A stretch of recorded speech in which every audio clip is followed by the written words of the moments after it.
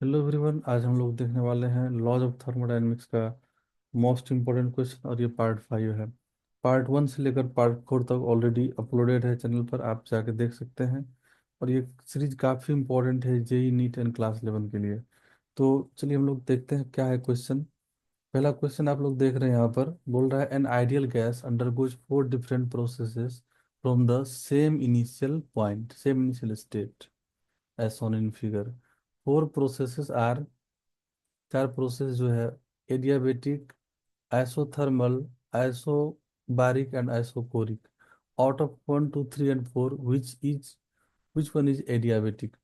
तो आप लोग को याद रखना है, और ये बहुत ही इंपॉर्टेंट है, बहुत सारे एग्जाम में ये पूछा गया है क्वेश्चन। सबसे ऊपर वाला जो प्रोसेस है, यहाँ पर प्रेशर कांस्टेंट है, ये आइसोबारिक हो जाएगा, ये वाला। ये प्रोसेस जो हो जाएगा आइसोबारिक। और जो 3 नंबर होगा यहाँ पर, इसको आइसोथर्मल बोलेंगे। ये हम लोग का आइसोथर्मल प्रोसेस है। एंड 2 नंबर जो हो जाता है वो एडियाबेटिक हो जाता है। एंड 1 में वॉल्यूम कांस्टेंट है, तो ये हम लोग का आइसोकोरिक प्रोसेस हो जाएगा। तो क्वेश्चन पूछ रहा है विच इज एडियाबेटिक। तो एडियाबेटिक हो जाएगा सेकंड सेकंड वाला जो लाइन है, ग्राफ है, ये एडियाबेटिक हो जाएगा। सेम इनिशियल पॉइंट से हुआ है, मीन्स यहाँ पर एक्सपेंशन हो रहा है, तो यहाँ पर एडियाबेटिक इसका करेक्ट आंसर होगा। कभी कभी क्या होता है ना, कॉम्प्रेशन बोल देगा तो रिवर्स हो जाता है, एडियाबेटिक ऊपर आ जाएगा, आइसोथर्मल नीचे आ जाएगा। तो ये क्वेश्चन में आप लोग को अगर कुछ ऐसा मेंशन है कि कॉम्प्रेशन हो रहा है यहाँ पर, तो एडियाबेटिक आइसोथर्मल का प्रोसेस, सॉरी, प्लेस का एक्सचेंज हो जाएगा, आइसोबारिक और आइसोकोरिक एज इट इज रहेगा। तो ये इसका करेक्ट एक्सप्लेनेशन हो जाएगा। अगर सेम इनिशियल पॉइंट से स्टार्ट किया है, मीन्स यहाँ पर एक्सपेंशन हम लोग एज्यूम करेंगे, और इसका जो एडियाबेटिक वाला लाइन होगा वो ये वाला होगा। जो 2 नंबर ग्राफ है ये एडियाबेटिक हो जाएगा। नेक्स्ट क्वेश्चन देखते हैं।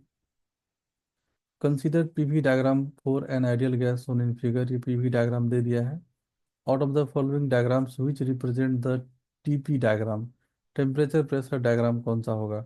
तो अब देखिए यहाँ पर P equal to constant by V, तो हम लोग के पास जो इक्वेशन है ideal gas equation, P V equal to n R T. तो अब हम लोग यहाँ से लिख सकते हैं क्या, P equal to n R T divided by V। अब यहाँ पर बोल रहा है टेम्परेचर, ऊपर में जो इक्वेशन दिया हुआ है कांस्टेंट बाय वॉल्यूम, दोनों दोनों को कंपेयर करेंगे अगर यहाँ पर, तो टेम्परेचर कांस्टेंट है। आप देख सकते हैं यहाँ पर ऊपर में कांस्टेंट है, means n R T constant है, एन आर टी ये हो जाएगा कांस्टेंट। तो ऐसा चार ग्राफ में, किस ग्राफ में देख सकते हैं हम लोग टेम्परेचर कांस्टेंट है, ये 3 नंबर और 4 नंबर में टेम्परेचर कांस्टेंट है।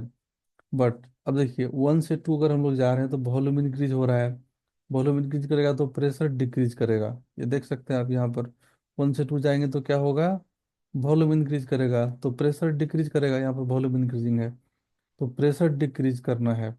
तो 1 से 2 जाना है तो प्रेशर डिक्रीज करना है, तो यहाँ से 1 इधर होगा और 2 इधर होगा। तो ये इसका सही आंसर हो जाएगा। 1 से 2 हम लोग जाएंगे तो प्रेशर डिक्रीज करेगा एंड टेम्परेचर कांस्टेंट होगा। तो तीसरा जो ऑप्शन है वो करेक्ट हो जाएगा, मीन्स ऑप्शन सी यहाँ पर हम लोग टिक करेंगे। Option c is the correct answer. Next question है, बोल रहा है in the given VT diagram what is the relation between P1 and P2। हम लोग के पास इक्वेशन है PV इक्वल टू nRT। तो हम लोग यहाँ पर क्या बोल सकते हैं, V/T, ऐसे हम लोग इसको लिख सकते हैं। यहाँ पर P इक्वल टू nRT/V। तो प्रेशर किसका बड़ा होगा, ये हम लोग को कंपेयर करना है। जिसका टेम्परेचर बड़ा होगा और वॉल्यूम कम होगा उसी का प्रेशर ज़्यादा होगा। तो हम लोग क्या करते हैं, यहाँ पर से एक line parallel to temperature axis draw कर लेते हैं, पैरेलल लाइन।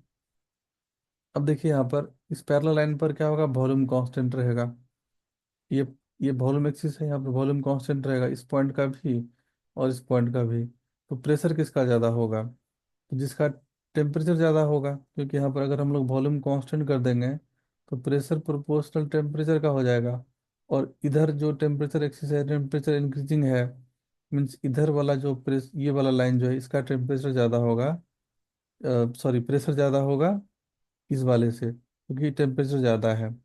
तो इसका करेक्ट आंसर हो जाएगा P1 बड़ा होगा P2 से, तो P1 greater than P2, option b correct हो जाएगा। P1 greater than P2 because pressure proportional temperature if we take volume constant, क्योंकि हम लोग यहाँ पर एक कांस्टेंट लाइन ड्रॉ किए हैं पैरेलल टू टेम्परेचर एक्सिस, यहाँ पर constant line means volume constant है। So option B is correct. Next question है, बोल रहा है a system goes from A to B भाया two process 1 and 2 as shown in figure. If delta U1 and delta U2 are the changes in internal energies in process 1 and 2 respectively, then चार option दिया हुआ है यहाँ पर, क्या relation correct होगा internal energy change का। तो ये पीवी डायग्राम है। तो देखिए इंटरनल एनर्जी क्या होता है, स्टेट फंक्शन होता है, और वो इनिशियल एंड फाइनल पॉइंट पर डिपेंड करता है, पाथ पर डिपेंड नहीं करता है। पाथ 1 पाथ 2 दोनों के लिए चेंज सेम होगा, क्योंकि दोनों का जो इनिशियल और फाइनल पॉइंट है वो सेम है। तो इसके लिए जो डेल्टा यू होगा प्रोसेस 1 के लिए, वही हो जाएगा 2 के लिए। तो delta U1 equal to delta U2, so option b correct हो जाएगा इसका आंसर। नेक्स्ट क्वेश्चन है, बोल रहा है an ideal gas goes from state a to state b via three different processes as indicated in PV diagram. यहाँ पर दे दिया है तीन डिफरेंट प्रोसेस से गया है ए से बी पर। If Q1 Q2 Q3 indicate the heat absorbed by the gas along the three processes, and delta U1 delta U2 delta U3 indicate the change in internal energy। ये delta U1 delta U2 delta U3 है, change in internal energy along the three processes respectively, then क्या होगा correct यहाँ पर relation. अब देखिए तीनों के लिए यहाँ पर इनिशियल और फाइनल पॉइंट सेम है, तो इंटरनल एनर्जी चेंज सेम होगा। तो delta U1 delta U2 and delta U3 same होगा। तो ये दो ऑप्शन में सेम है और सब में नहीं है, तो ये दोनों ऑप्शन हम लोग इसको रिजेक्ट करेंगे। अब ये दोनों में से करेक्ट कौन होगा, तो अब वो हीट पर डिपेंड करेगा। तो देखिए हम लोग के पास इक्वेशन होता है delta Q equal to delta W, या फिर W बोल सकते हैं, प्लस डेल्टा U। अब डेल्टा U तो सेम है, तो डेल्टा Q क्या हो जाएगा यहाँ से, proportional to delta W, work done का प्रोपोर्शनल हो जाएगा हीट एब्जॉर्ब।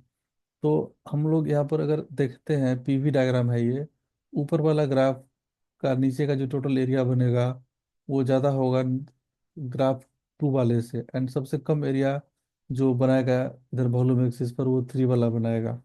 सबसे ज़्यादा एरिया कौन बनाएगा, 1 वाला। तो सबसे ज़्यादा वर्क डन हो जाएगा प्रोसेस 1 का। तो हम लोग यहाँ पर क्या बोल सकते हैं कि डेल्टा W1 ज़्यादा हो जाएगा डेल्टा W2 टू से, क्योंकि यहाँ पर ये कम एरिया 2 वाले ग्राफ के नीचे आएगा। तो डेल्टा W2 सेकेंड नंबर पर आएगा, एंड डेल्टा W3 सबसे कम एरिया है यहाँ पर वॉल्यूम एक्सिस पर। इसका अगर हम लोग प्रोजेक्शन ड्रॉ करके देखेंगे, ये एरिया सबसे कम होगा किसके नीचे का, 3 वाले का। तो यहाँ पर हम लोग बोल दिए सबसे कम डेल्टा W3 को। इसीलिए हम लोग क्या बोल सकते हैं, डेल्टा Q1 सबसे ज़्यादा हो जाएगा, then delta Q2 and then delta Q3। तो इसका सही आंसर हो जाएगा ऑप्शन ए, जिसमें कि डेल्टा Q1 बड़ा है। Q1 या डेल्टा Q1 एक ही चीज़ है, यहाँ पर फिलहाल हीट एब्जॉर्ब बाय गैस बोल रहा है। तो Q1 भी ले सकते हैं आप, डेल्टा Q1 भी ले सकते हैं। तो ऑप्शन ए करेक्ट हो जाएगा इसका, और ये B C and D wrong है। द नेक्स्ट क्वेश्चन है, बोल रहा है an ideal gas undergoes cyclic process ABCDA। देखिए यहाँ पर ABCDA का ऑर्डर देखते हैं। ABCDA एक साइक्लिक प्रोसेस है। The amount of work done by the gas is, अब देखिए यहाँ पर ये एंटी क्लॉकवाइज साइकिल है।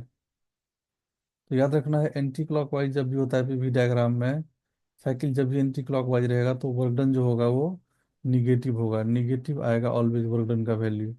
इसका जो एरिया होगा उसको हम लोग निगेटिव ले लेंगे, दैट इज वर्क डन। तो पहले एरिया फाइंड कर लेंगे, ये जो रेक्टेंगल ABCDA बना है इसका एरिया जो हो जाएगा that is equal to work done.